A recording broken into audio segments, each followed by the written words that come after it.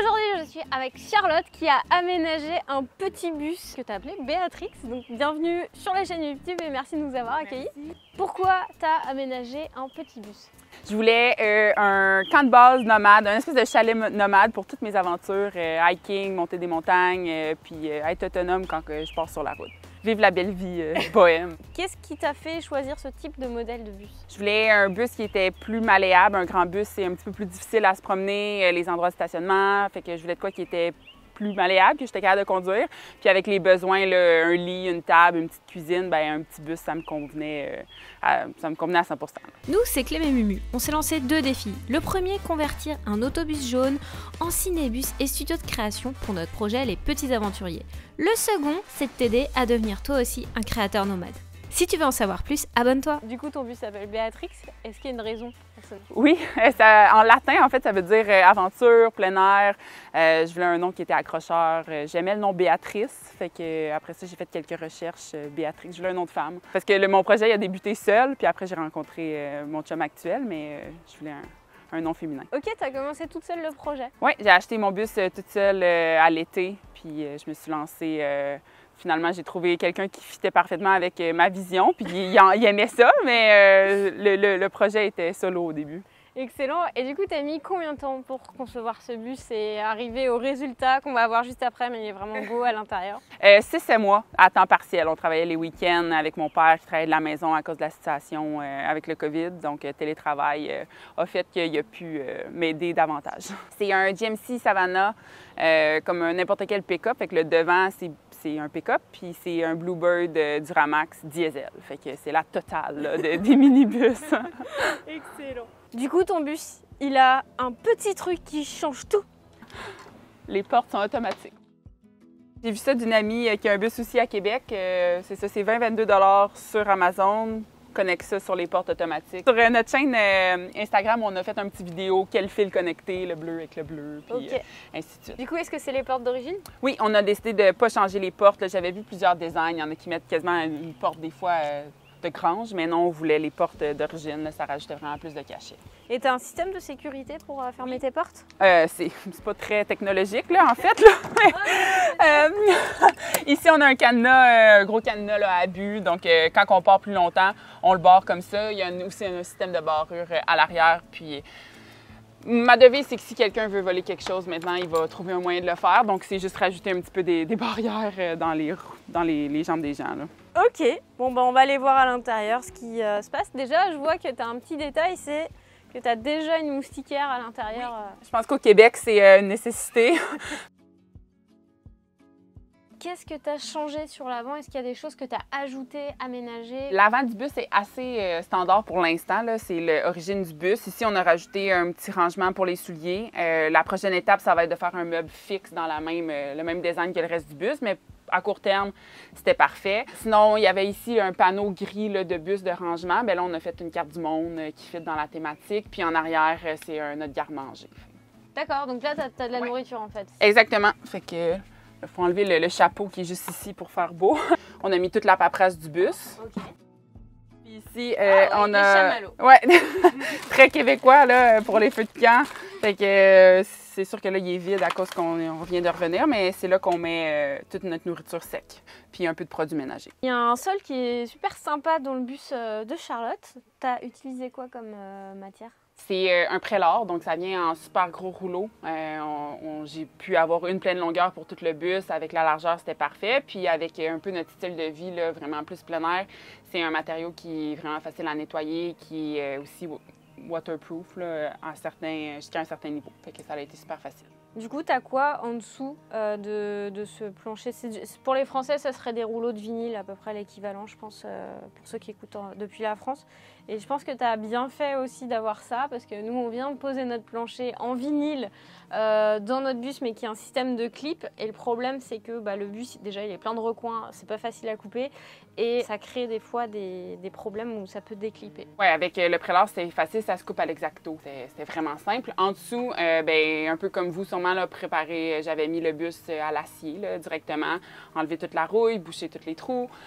Par-dessus, on a mis une peinture Corostop, donc anti-rouille. Puis après ça, on a mis de l'isolant, ça s'appelle un OSB avec de la répressée par-dessus. Fait que c'est du R4, si je me trompe pas. OK. L'isolant R4, puis la planche un peu de bois, là, de copeaux de bois pressés par-dessus. Puis on a mis le prélat par-dessus. L'installation du sol, ça t'a mis combien de temps? Je dirais une fin de semaine, pas plus que ça. Là. C'est sûr que j'exclus la partie vidée, là, parce que ça, enlever la rouille, ça a été très long.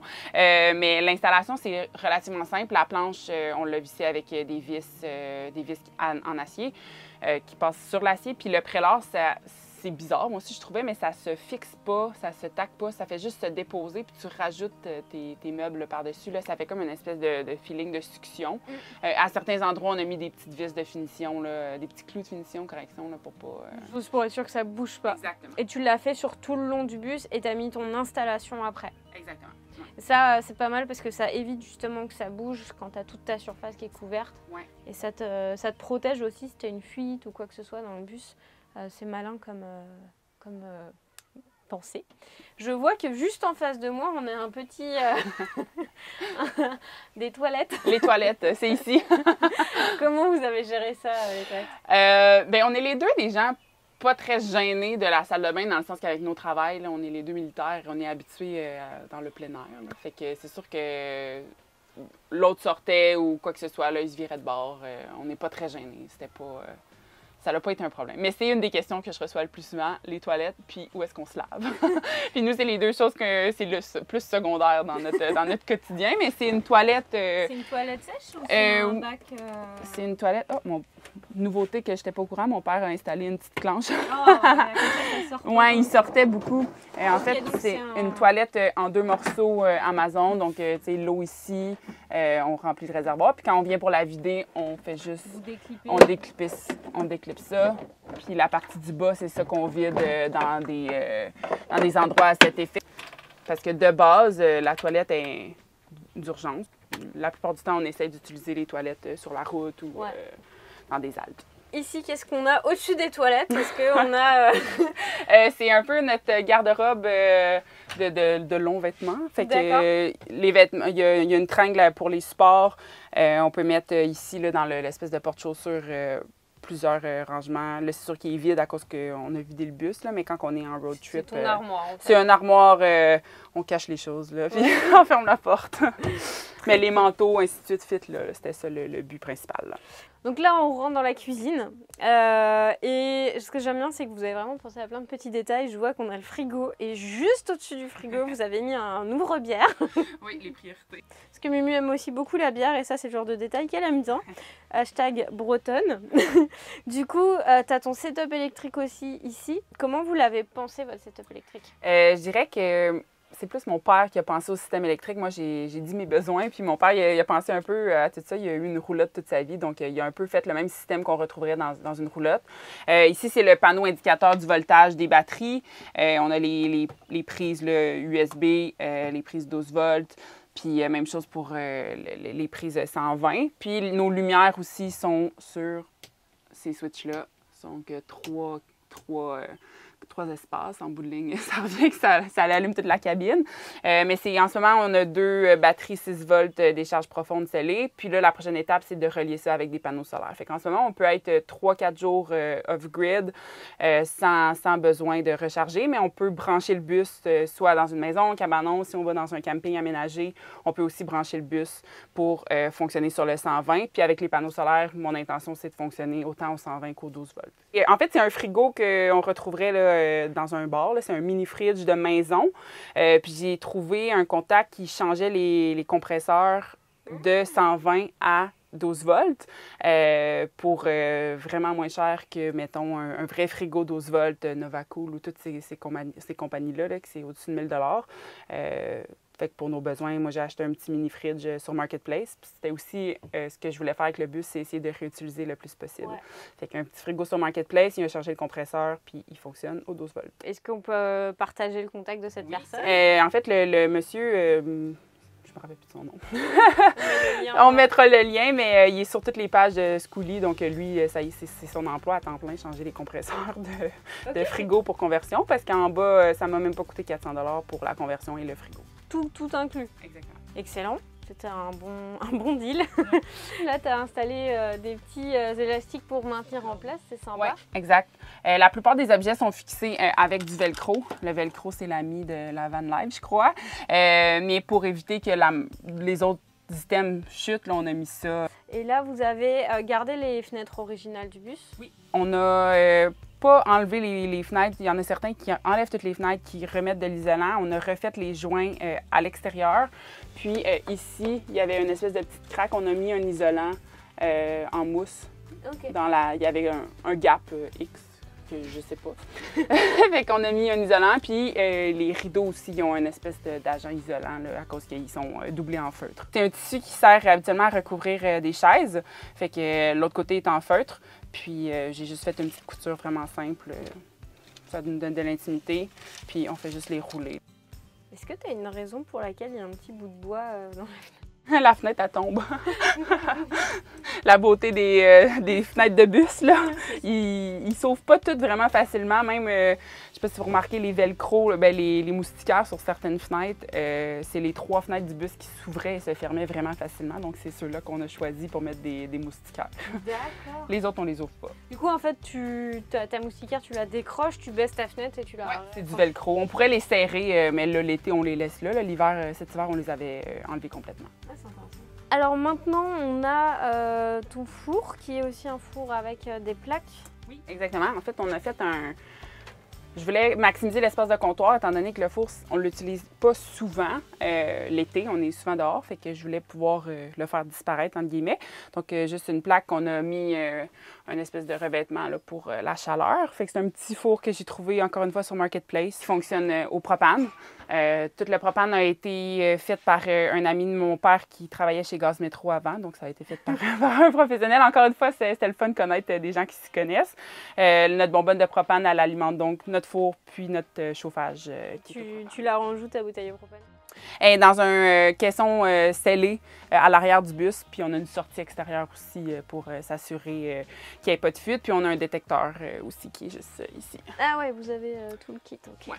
Et est-ce qu'il y a une raison pour laquelle tu as favorisé le propane? Non, il n'y a pas de raison particulière, étant donné que, en fait, ça a été des trouvailles. Le chauffage aussi a été une trouvaille d'un bord de rue de mon père. Fait qu'il a dit, bon, ben on part de ça parce que c'est quand même dispendieux. Fait qu'on essaie d'économiser un peu partout. Donc, c'est un chauffage au propane? Oui, exactement. Fait que ça fait un peu plus de condensation que d'autres types de chauffage, mais c'est un risque, entre guillemets, qu'on a décidé d'accepter. Qu'est-ce que vous avez mis comme isolation sur les murs et le plafond? On a le plancher, comme j'ai mentionné, isolant R3, R4. Puis après ça, jusqu'au bas des fenêtres, là, il y a aussi un isolant R4. Puis après ça, il n'y a pas d'autre isolant. C'est un 2009. Puis l'isolant de base dans le toit, il était quand même là. On a décidé de ne pas en rajouter au plafond, étant donné que je gardais quand même mes 10 fenêtres. Peu importe comment j'isolais, j'ai quand même 10 fenêtres qui sont conducteurs de chaleur ou de froid. Là, fait que c'est pour ça qu'on s'est dit... puis on n'allait pas l'utiliser l'hiver à temps plein de toute façon. C'est des choix personnels rendus là, je pense. Oui, bah c'est ça. Après, il faut voir si tu vas être plutôt en été ou pas sur la chaleur. Et au niveau de l'eau, comment vous avez géré? J'ai vu que vous n'aviez pas mis d'eau chaude. Vous aviez gardé que la version eau froide pour garder le système simple. Oui, exactement. Sous l'évier, c'est vraiment... on a notre gallon d'eau propre avec le système, une petite pompe. Là, encore une fois, c'est le même système qu'on retrouverait dans une roulotte. Donc, une petite pompe 12 volts qui pompe l'eau. On a une switch, fait que je peux l'allumer puis l'éteindre quand on ne l'utilise pas. Puis, notre tank d'eau grise, dans le fond, quand ça sort du lavabo, c'est en dessous du bus. On a un gallon qu'on ajoute nous-mêmes là, pour éviter qu'il y ait un overflow à l'intérieur. OK, donc en fait, tu as un petit tank que quand tu sais que tu vas faire de la lessive ou n'importe quoi, la vaisselle, tu le mets en dessous puis ça récupère. Comme ça, tu n'as pas à fixer un tank en dessous. Exact. Et comment vous gérez la douche? La douche, elle est extérieure. On a acheté un système, une poche avec une petite pompe. Puis à l'arrière, on s'est installé un rideau sur un cerceau de hula hoop. Fait que vraiment simple. On l'installe à l'arrière de la porte. Je pourrais vous montrer tantôt, là, mais on l'installe.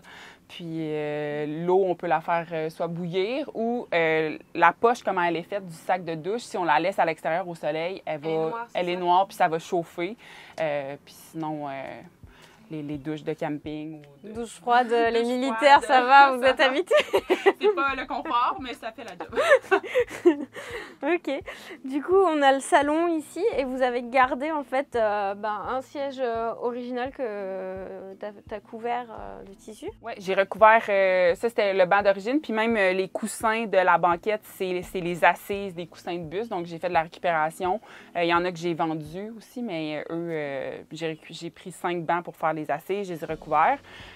Puis une banquette vraiment simple, en fait, qui sert aussi de storage. Là, à l'intérieur, on a... ici, on a le chauffage, fait qu'il y a une partie du chauffage, un sac d'outils. Puis là, ici, on a des couvertes, des choses comme ça. Sinon, la petite table à bouge, on peut la mettre ici pour se donner de l'espace. On peut la mettre ici avec... Oh, mais c'est trop bien. Ouais, c'est ça qu'il nous faut, en fait. En fait, c'est un système de tu visses ou tu dévisses, en fait. Oui, c'est ça. Je pourrais la dévisser au complet. C'est vraiment hyper malin, en fait. Sur le niveau de simplicité, c'est... En fait, ça a été inspiré du système Lagoon, qui est comme le système que tout le monde a. Je trouvais juste que c'était dispendieux pour qu'est-ce que c'était, en fait, un bras comme ça, articulé. C'est sûr que le bras Lagoon officiel, il est plus fait robuste. Là, en bout de ligne, ça bouge un peu. Encore une fois, on a gardé ça bien simple. Puis pour 30 $, on a fait le banc avec le bras là, avec des tuyaux d'acier galvanisés. Oui, exact. Industriel, chic. Puis la table, c'est une planche de bois que j'ai achetée sur Marketplace. Puis l'ami de la famille, là, Gilles, qui travaille le bois, il m'a fait une belle petite table. Du coup, on est dans ta chambre. Chambre à coucher. Ton lit a l'air super confortable. T'as vraiment une belle surface aussi. Il fait combien de longueur? C'est un lit queen, fait que si je me trompe pas, c'est 190 cm de long. Fait que quasiment 6 pieds 4. Pour nous qui sont 6 pieds, 6 pieds 1, là, c'est l'idéal. Ouais, pour les grands, c'est sûr. Comme quoi, on peut avoir de l'espace même dans les petits bus. Exactement. Puis ça a l'air beaucoup plus grand. Le fait, il y a plusieurs options qu'on peut avoir dans un petit bus, là, soit un lit rétractable qui devient une table à dîner. Nous, on voulait le confort d'un vrai lit. Fait qu'on a gardé le lit complet. Et tu as du rangement juste au-dessus. Oui, on a chacun un petit système de rangement qui se ferme avec des petites clenches, là, comme n'importe quelle petite porte de roulotte. On a fait un petit système pour que ça tienne. Vraiment simple, une vis avec un bout embouté. Puis on a aussi du rangement au niveau de la tête de lit. Tu manques pas de rangement dans... Non, exactement. Le lit a l'air encore plus grand parce que les gens pensent qu'il est plein de longueur, mais on a du rangement là. Puis on a du rangement en dessous du lit aussi, toute la longueur. Et je vois que tu as aussi un rideau de projection, si je me trompe pas. Oui, exactement. Un cinéma. On a un cinéma maison dans le bus.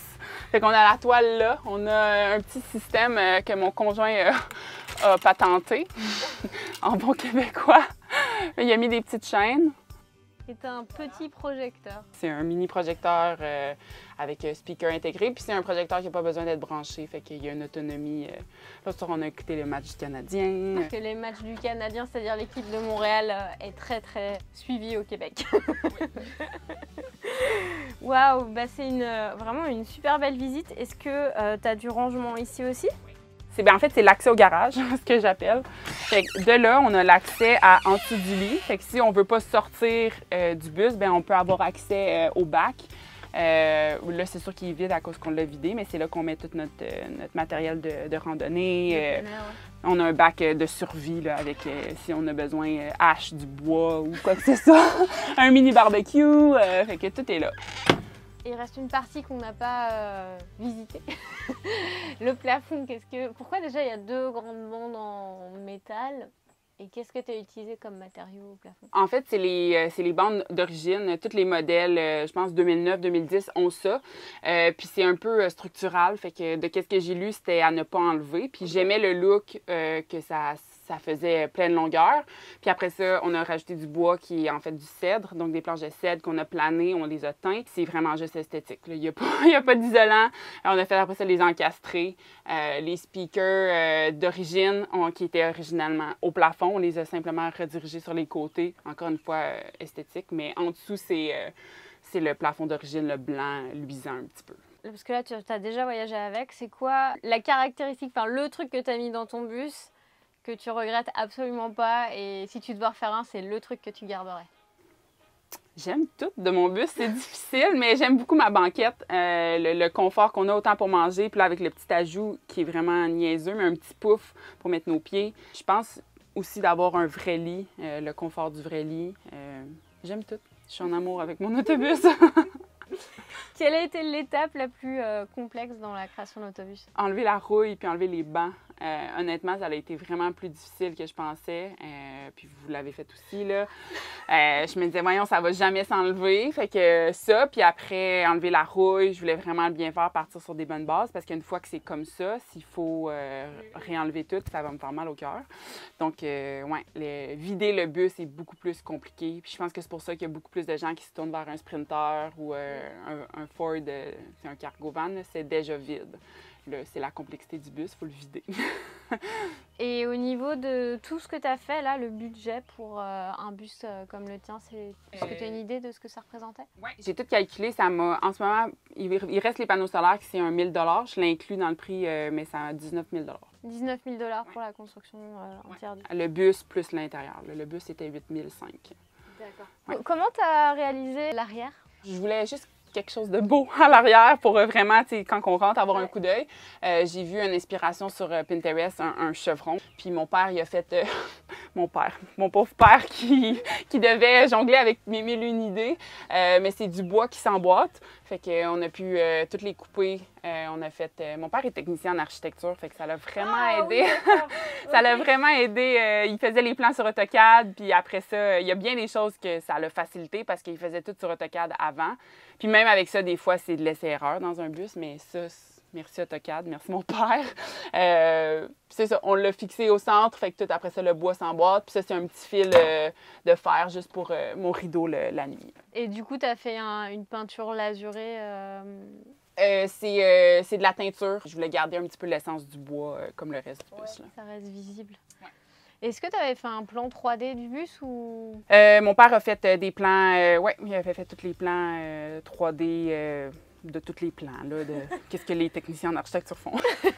Il l'avait visualisé avant. Oui, il l'avait visualisé. Même, il avait fait sur AutoCAD, tu peux faire des personnages. Il avait fait une personne de 6 pieds 1, voir comment que j'allais fitter dans le bus. Parce que c'est vrai que c'est important quand on est grand de savoir est-ce que ça marche ou pas au niveau de la hauteur. Même nous, dans le bus, on a regardé si en mettant les différents types d'isolants, parce que notre isolant au plafond, il fait 3 pouces. Plus le bois et tout, ça commençait à faire... C'est quelque chose que mon père a calculé, justement. On ne pouvait pas rajouter trop d'isolant au plafond parce que on perdait de la hauteur. Je pense qu'on avait 6 pieds 4 de base, métal à plafond. Fait que là, après ça, il a calculé avec les matériaux qu'il a utilisés qu'on allait quand même avoir 6 pieds 2, fait qu'on allait fitter. Ouais, ça c'est un truc que tu peux faire, c'est si tu lances ton bus, ton van et tout, c'est parce que en fait être courbé comme ça, c'est aussi ne pas être bien dans ton environnement, surtout si tu passes beaucoup de temps. Nous, notre van préféré qu'on avait utilisé en Australie, justement, c'était un pleine hauteur parce qu'on en avait essayé plusieurs. Et c'est vrai que dès que tu te tiens debout dans ton van ou dans ton bus, ça change vraiment la vie parce que tu peux vraiment cuisiner debout et tu te casses pas le casse pas le dos non plus. Ouais, c'est un critère important pour moi. Je voulais un modèle de bus plus récent. Les plus vieux, il y a des bus qui sont même pas 5 pieds 10 de dégagement. Fait que c'était quelque chose c'était une priorité pour moi. Et du coup, tu l'assures comment ton bus? En ce moment, il est assuré comme un véhicule normal, un GMC Savannah. Là, donc, autant accident, mais il n'est pas assuré pour la conversion à l'intérieur. C'est ma prochaine étape. Là, je suis en contact avec ma courtière en assurance qui va le faire inspecter à l'intérieur pour s'il arrive du vol ou quoi que ce soit à l'intérieur. Mais en ce moment, c'est comme une voiture. D'accord. Intéressant. Du coup, je propose qu'on aille voir l'arrière de ton bus, qu'on aille voir le garage. Et nous voici dans le garage du bus. C'est là où vous rangez tout votre matériel. Donc, tu as accès depuis l'intérieur, mais aussi d'ici, donc c'est pratique. Exactement, oui. Fait qu'on a les batteries, tout le système électrique, éventuellement solaire, bien, tous les items là, qui fait que ça fonctionne vont être là. Après ça, on a 5 gros bacs pour toutes nos passions, l'escalade, le hiking. On a un bac aussi avec hache, du bois, les hausses, parce qu'on peut connecter le bus aussi sur un système d'aqueduc. Fait que ça, c'est à l'intérieur. On a notre barbecue, notre caisson scellé de propane. Et votre douche. Notre petite douche, les rideaux dont je parlais. Fait que c'est vraiment simple. Je vous montre. Fait que c'est un rideau ici qu'on installe. Faut être grand. Faut être grand. On dirait pas là. Comme ça. Donc, on a deux options, soit quelqu'un qui le tient, ou sinon, on installe ce poteau-là. Wow. Qui vient comme ça. C'est la douche. Puis là, bien entendu, l'autre est proche, puis éventuellement, on va upgrader un peu notre système, mais ça fait la job. Fait que quelqu'un peut tenir le rideau ou une pince, puis on a notre douche qui fit dans ce petit sac-là. OK, donc c'est une pompe à pied en fait. Exact, avec une petite hose. Vraiment simple. Du coup, Charlotte, toi, tu es militaire, mais à côté de ça, tu as une deuxième activité en tant que freelance, travailleur autonome. Qu'est-ce que tu fais? Je suis entraîneur certifié puis coach en nutrition sportive en ligne. Fait que je fais des plans d'entraînement personnalisés basés sur la fonctionnalité humaine. Qu'est-ce que ça veut dire, la fonctionnalité humaine? C'est plus du type CrossFit. Fait qu'entraînement fonctionnel, un peu pour recréer notre vie quotidienne. On devient tellement sédentaire avec les années. Fait que vraiment tout aider les gens à bouger plus, pouvoir vieillir avec leurs enfants, monter des marches, monter des montagnes. Puis j'ai vraiment une composante plein air. Fait que aider les gens qui ont des gros projets de plein air, de montagne, de hiking, de trekking. Fait que je les aide à bâtir des plans d'entraînement structurés. Puis la composante nutrition sportive, fait que aider à optimiser leur sport, leur entraînement avec l'alimentation. Une alimentation qui est équilibrée puis non restrictive. Du coup, tu mêles tes deux activités ensemble, ton activité dans l'armée et cette activité-là en autonome à côté et dans le bus. Ouais. Parce que toi, tu travailles du coup en ligne grâce à ça.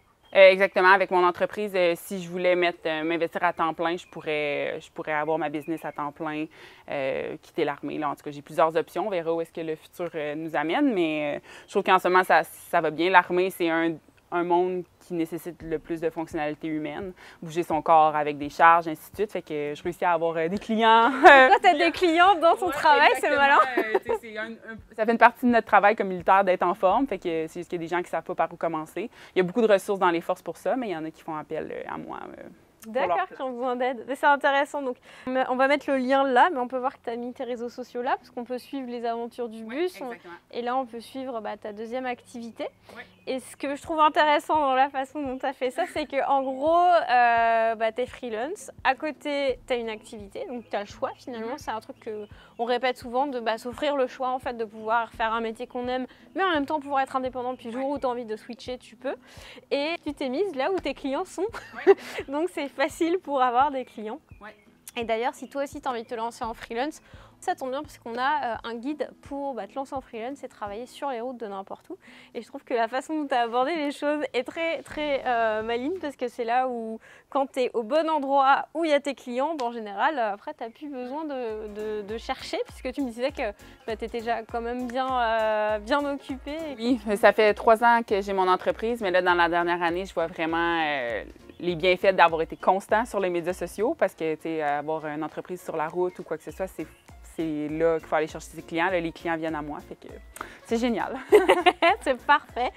Merci Charlotte pour cette visite, c'était incroyable. Moi, j'adore son bus. Je voulais absolument qu'on vous le présente sur la chaîne YouTube. Donc, si tu n'es pas abonné à la chaîne YouTube, tu peux le faire maintenant. Et surtout, si toi aussi tu as envie d'aménager un bus, un van, une navette spatiale, n'importe quoi, on a un kit de démarrage pour toi avec notre SketchUp que tu peux télécharger de notre aménagement de bus. Tu peux télécharger un guide avec les 7 étapes pour bien démarrer ta conversion, le tableau de calcul des besoins d'électricité, le tableau de calcul de budget. On a plein de surprises pour toi et tu recevras aussi nos emails pour te donner encore plus de conseils pour ton projet. Tu peux retrouver le lien pour le télécharger ici ou juste là. Et puis si ce n'est pas déjà fait, abonne-toi, partage et voyage.